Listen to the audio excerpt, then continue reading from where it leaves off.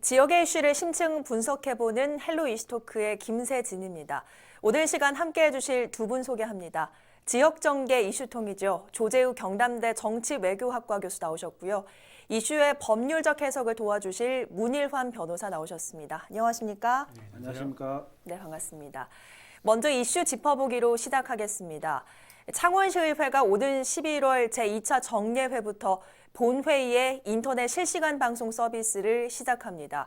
그런데 효율성 측면에서 상임위 과정까지 이 방송이 가능한 시스템을 만들고 있어서 시민의 알 권리가 우선인지 의원들의 커지는 부담이 우선인지에 대한 이야기가 나오고 있는데요. 자, 교수님께서는 본회의에 상임위까지 실시간 방송을 하는 것 필요하다고 보십니까? 예, 저는 의회 모든 과정을 다 보여주는 게 필요하다고 이렇게 보고 있습니다. 그러니까 의원들 입장에서는 부담감을 가질 수밖에 없죠. 이 부분에 대해서. 그러나 네. 이 부담감이라는 게 어떻게 보면 좋은 쪽으로 작용할 가능성도 꽤 높거든요. 그러니까 부담감은 평소 때보다 더 잘해야 된다는 그런 부담감이 좀 생기지만은 더욱더 잘해야 되겠다는 또 동기부여가 생기기 때문에 네. 의원들에게 더 좋은 가시적 성과를 낼 수 있는 그러한 하나의 기회가 될 수가 있고, 그리고 요즘 국회에도 웬만한 그 모든 과정은 다 방송을 해주고 있지 않습니까? 예. 그러니까 특히 그 조국 법무부 장관 인사청문회가 핫 이슈로 등장을 했는데 그 과정을 쭉 지켜보면서 우리 국민들도 뭐 판단을 어느 정도 했을 것이고, 네. 그래서 이런 거를 우리가 조금 봤을 때 충분히 그 고려할 필요성이 있다 이렇게 보시면 될 것 같고, 그다음에 무엇보다도 그 지역 정치에 있어서 시민들이 제일 우선이 돼야 되잖아요. 네. 그런데 그 진작 우리 그 시민들은 그 지방의 의원들이 의회에서 어떤 활동을 하고 있는지를 잘 모르고 있는 게 사실이거든요. 네. 그러니까 그런 측면에서 볼 때 그 실시간 방송은 시민들의 알 권리를 충족시켜주는 하나의 큰 수단이 되기 때문에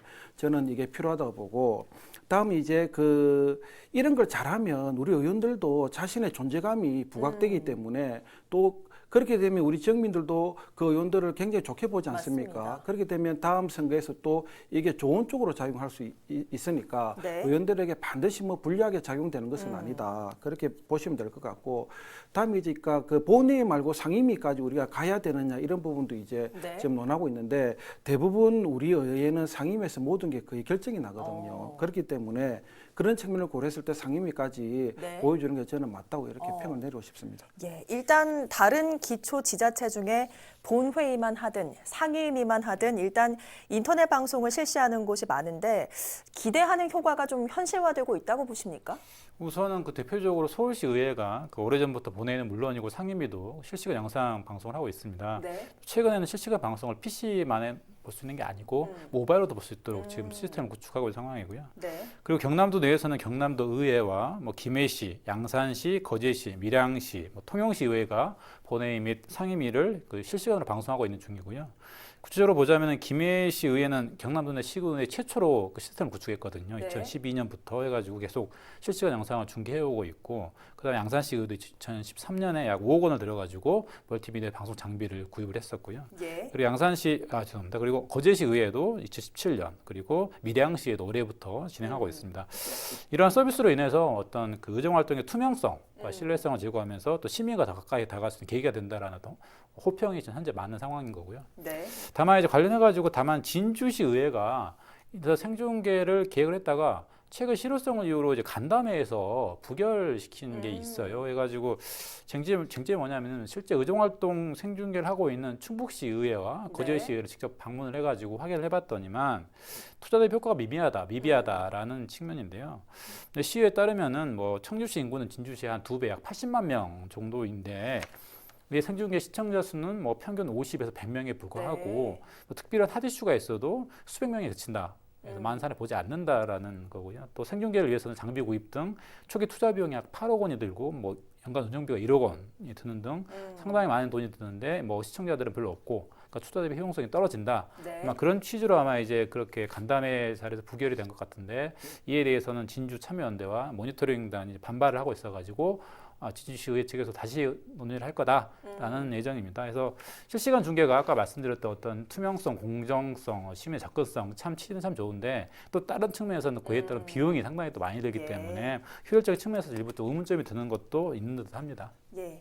앞서 조 교수님께서는 본회의와 상임위 모두 인터넷 실시간 방송을 하는 게 맞다라고 말씀을 해주셨는데 만약 하게 된다면 챙겨 보시겠습니까? 예, 뭐 주요 핫 이슈 같은 경우는 반드시 챙겨 봐야 되죠. 그런데 이제 시간이 바쁘다면 또 그렇게 안 될 가능성도 높지 않습니까? 네. 뭐 그럼에도 불구하고 인터넷 방송이 가지는 가장 큰 장점은 뭐냐면 다시 보기를 언제든지 할 수 있거든요. 그래서 저는 인터넷 방송이 반드시 실시될 필요가 있다고 보고 네. 또 뭐 일부 지방의회에서는 지금 인사청문회도 실시하고 있습니다. 그러니까 창원시도 저는 머지않았다고 보는데 네. 만일에 이런 인사청문회 과정까지 우리가 국민들이 쭉 지켜본다면 우리 지역 정치가 한결 더 발전할 가능성이 저는 꽤 높다고 보고요. 네. 그다음에 이제 제가 이제 이게 실시된다면 우리 지방의원들에게 좀 당부하고 싶은 말이 있습니다. 네. 그러니까 방송이 실시되면 이게 이제 SNS 즉 뭐 페이스북이나 유튜브와 연계될 가능성이 꽤 높습니다. 이 방송이. 네.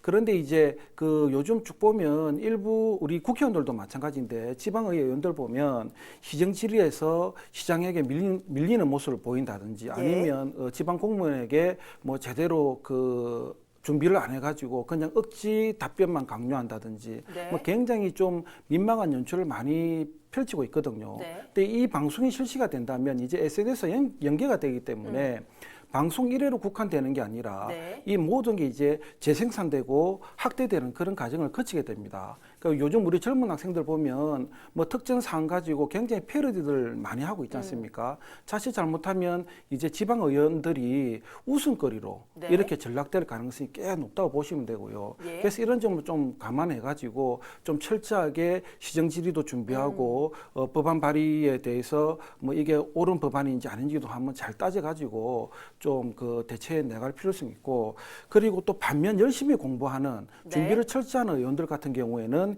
이제 지역사회의 스타로 부상될 가능성도 있고 이게 계기가 돼 가지고 더 큰 정치를 할 수 있는 어떤 발판이 마련되거든요. 네. 이런 점을 제발 좀 잘 명심해 가지고 좀 철저히 공부해서 우리 지역민들에게 좀 시원한 모습을 보여줬으면 너무나도 좋겠습니다. 네, 알겠습니다. 네, 이어서 본주제로 들어가 보겠습니다. 제8대 거제시의회에서 내후 외환의 촌극이 이어지면서 안팎에서 원성을 사고 있습니다. 그간 어떤 일이 현재 상황을 맞게 했는지 또 거제시의회를 넘어 지방의회가 갖춰야 할 소양과 덕목의 바람직한 방향은 무엇인지 오늘 이야기 나눠보겠습니다. 자, 제8대 거제시의회가 개원한 지 만 1년을 넘었습니다. 그간 많은 일이 있었는데 자, 변호사님께서 생각나는 거제시의회 민낯 어떤 게 좀 있습니까? 그 아무래도 현대중공업 대조선 매각 그 합병 인수건이 아마 기억이 납니다. 그 대우조선이 지난 2019년 1월 31일 날 매각 발표를 했었거든요. 발표 직후에 대우조선 노조와 시민사회 중심으로 반발 여론이 매우 들끓었었거든요. 근데 정작 대기구인 시의회에서는 아무런 공식 입장도 내놓지는 않았습니다. 네.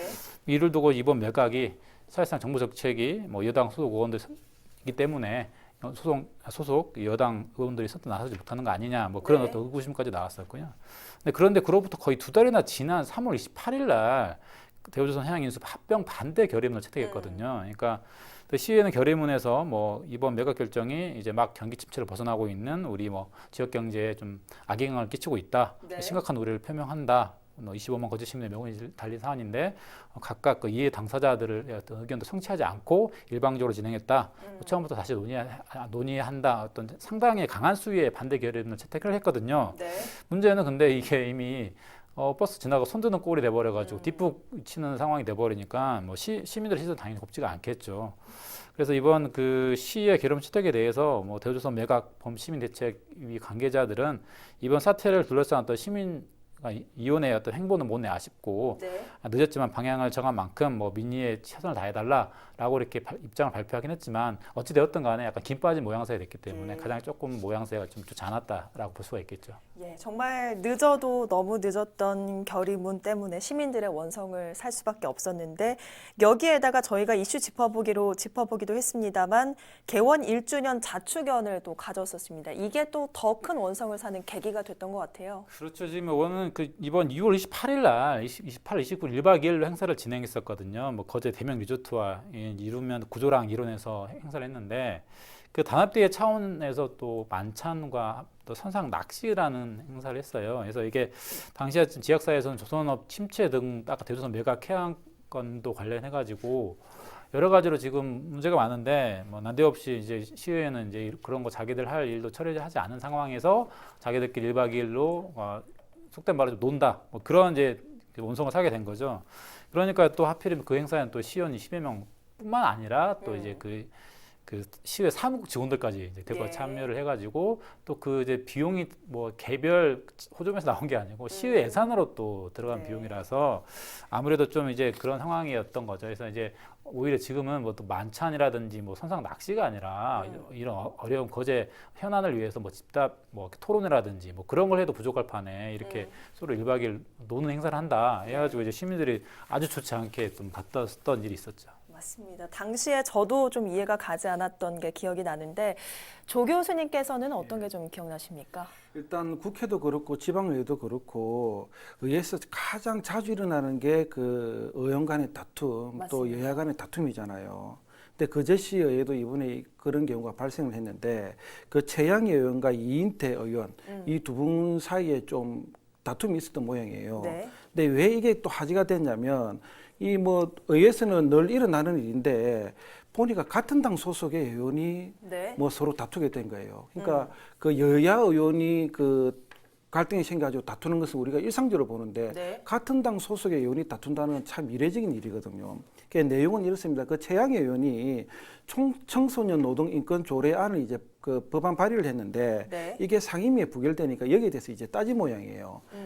이 과정에서 이제 그 같은 당 소속의 이인태 의원이 택도 아닌 소리를 하지 마라 이런 발언을 하게 되었고 최양희 의원이 이제 공식적인 문제를 거론하고 이걸 이제 이 문제가 이제 대두되다 보니까 징계안까지 이제 상정이 되었습니다. 물론 네. 이제 결과를 보면 징계안에 대해서 이제 부결이 나왔는데 그 어떻게 되었든 간에 같은 당 소속의 의원들끼리 이렇게 싸우는 모습은 참 이례적인 일이고 이게 네. 이제 그 지역 그 언론의 이슈로 등장하게 되고 저도 이걸 보고 참 뭐 어떤 측면에서는 웃음도 나오고 좀 그렇게 본 기억이 납니다. 예, 말씀처럼 정말 집안 싸움이라 보는 시선이 더 곱지 않았는데 일각에선 비판도 좀 많이 나왔었죠. 당연할 수밖에 없죠. 뭐 앞서 이야기한 것처럼 여야 간의 대립은 흔한 장면인데 그 같은 당 소속 의원끼리 특히 그 회의장 내에서 뭐 갈등이 일어나는 것은 전혀 볼 수 없는 일이거든요. 네. 물론 이제 그 같은 당 소속 의원이래 가지고 모든 의견이 다 같지는 않잖아요. 네. 그러니까 당 밖에서 서로 의견 조율도 하고 그때서는 조금 갈등이 일어날 수도 있는데 당 그 방 말고 회의장 내에서는 뭐 합의된 그런 모습을 보여주는 게 관례거든요. 그런데 그런 모습이 안 일어나니까 또 이게 또 징계까지 갔고 그러다 보니까 이제 총극이 이제 빚어진 것 같은데 저는 이제 두 분 다 똑같다고 봐요. 이제 신문 기사를 쭉 참조해 보니까 네. 평소에 이 두 분의 사이가 그렇게 좋지도 않았고 조금 앙심이 서로 있었던 것 같습니다. 예. 뭐 예컨대 법안을 준비하는 사람이 상임위에서 이제 부결이 된다면 굉장히 기분이 좀 언짢은 게 사실이거든요. 네. 나름대로 열심히 준비를 했는데 자기 법안이 부결된다는 것 자체가 좀 기분이 안 좋잖아요. 그 과정에서 이제 동료 의원이 마음을 좀 헤아려 줄 줄 알아야 되는데 네. 또 자신의 편을 안 들어주고 또 뭐 택도 아닌 뭐 소리를 하지 마라 이런 이야기를 했으니까 기분이 굉장히 안 좋았을 거고 네. 여기에 대해서도 그 회의장 밖에 나와서 좀 따지면 되는데 또 징계까지 요구를 했고 예. 뭐 이런 걸 보니까 이제 조금 이제 총극이라 해도 다름이 아니고 제가 볼 때는 일단 이제 그 본회의에서 부결이 끝났지만은 당 차원에서는 좀 심각하게 이번 일을 아마 좀 짚고 가야 되지 않겠느냐 이렇게 봐요. 네. 그러니까 당내 불협화 같은 경우는 뭐 당 차원에서 꽤 그 중대한 사안이거든요. 예. 그래서 도당이나 거제시당 그 차원에서 윤리를 가지고 집안 단속 좀 해야 되지 않겠느냐. 특히 내년 총선을 앞두고 네. 저는 뭐 이런 생각을 좀 들긴 합니다. 예, 어쨌든 이렇게 거제시의회 안에서 이런 모습을 보이면서 거제시의회는 사실 뭐 거제시로 견제해야 되고 주민의 의견도 대의해야 되고 또 입법부지 않습니까? 그런데 법조인으로서 보실 때 이런 역할들을 잘 하고 있다고 보십니까? 그 앞에 뭐 이미 다기가 나왔지만 여러 가지로 좋지 않은 모습을 보이고 있죠. 그래서 집행부인 거짓을 감시하고 견제하기도 바쁜 판인데 지역 현안에 대해서 안건을 통일시키지도 못하고 오히려 자기들끼리 싸우기 바쁜 상황이고요. 네. 서로 다른 당이면 또 이해라도 가지만 같은 당 네. 의원들끼리 이렇게 개인적 감정이라든지 여러 가지로 싸우게 되나 놓으니까 시민들 입장에서 답답한 노릇일 수밖에 없는 상황이고요. 어떻게 보면 수심 행정 업무를 담당해온 거짓 직업 공무원들하고 싸워야 되는 판인데 네.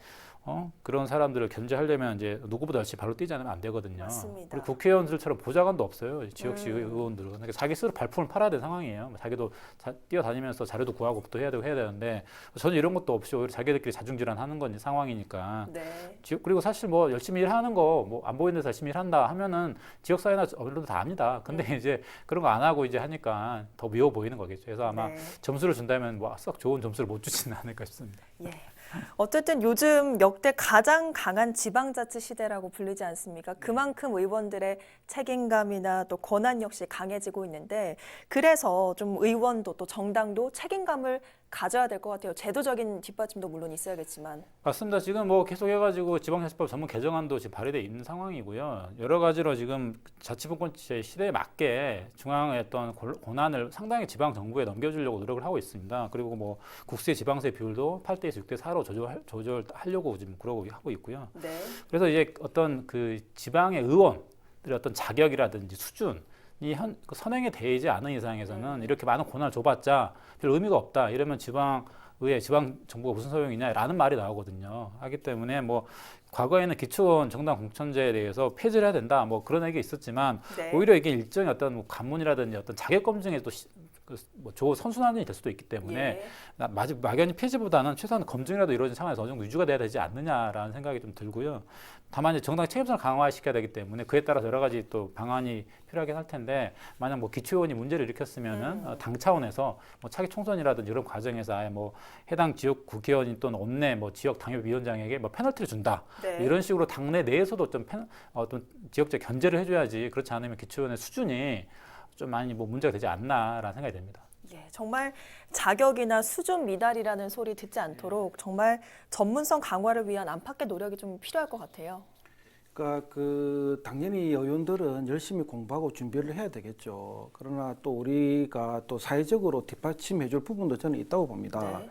그러니까 우리 지금 지방의 역사가 이제 30년 가까이 돼 가는데 그 역사에 비해서는 과거에 비해서 굉장히 많이 발전도 되었고 강화된 모습을 보이고 있거든요. 네. 실제 이제 지방 의원들 같은 경우는 시정 질의라든지 법안 발의 심사할 때 굉장히 날카로운 모습을 보이는 의원도 예. 계시고 그다음 또 많은 의원들은 지역 현안을 해결하기 위해서 과거처럼 탁상 행정에 거치는 게 아니라 지방 현장을 돌아다니면서 주민들의 목소리를 경청하는 경우도 꽤 많습니다. 네. 그런 점 볼 때 우리 지방 의원들을 더 열심히 하게끔 제도적 서포트 장치가 필요한데 그게 뭐가 문제냐면 뭐 아직까지 월급도 그렇게 시원치 않은 상황이고 그다음 변호사님께서도 이야기했지만은 혼자서 일을 다 해야 되거든요. 우리 창원시가 보면 예산이 3조 가까이 되는데 의원 수는 44명이 이제 불과합니다. 그러니까 이 44명이 모든 것을 다 다뤄야 돼요. 그러니까 보좌관제 같은 경우도 아직까지는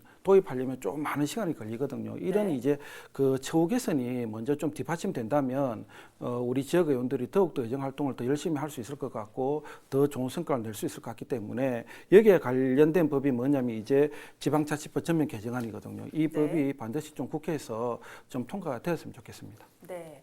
자, 다행스럽게도 여러 비판들을 좀 불식시키고자 발전적인 방향을 위한 움직임들이 좀 포착이 되고 있죠. 그렇습니다. 뭐 대표적으로 이제 현재 경남도 의회, 11대 경남도 의회가 새로운 모습을 보여주기 위해서 많은 노력을 기울이고 있고요. 특히 초선 의원들이 많기 때문에 오히려 더 열심히 공부하자. 그래서 네. 여러 가지 뭐 지역적 현안에 대해서도 이슈도 많이 챙기고 뭐 토론도 많이 열고 그리고 또 뭐 많은 뭐 어떤 브리핑이라든지 또 관련된 출판물도 많이 내고 있는 상황이기 때문에 상당히 좀 이런 부분에 있어서는 뭐 상당히 좋은 모습을 보여주는 게 아니냐. 그리고 나머지 어떤 경남도 의회처럼 나머지 지방 의회 의원들도 열심히 노력하는 모습을 보이면 좋겠다라는 그런 생각입니다. 네, 알겠습니다. 한 번 실수는 병가지 상사란 말이 있지만 지역민을 대표하는 지방의원에겐 더 예리한 잣대를 대는 게 사실인데요. 이를 반드시 가슴과 머리에 새기고 앞으로는 수준 높은 지방의원의 모습을 기대해 보겠습니다. 오늘 헬로 이슈토크 여기서 마칩니다. 함께해 주신 여러분 고맙습니다.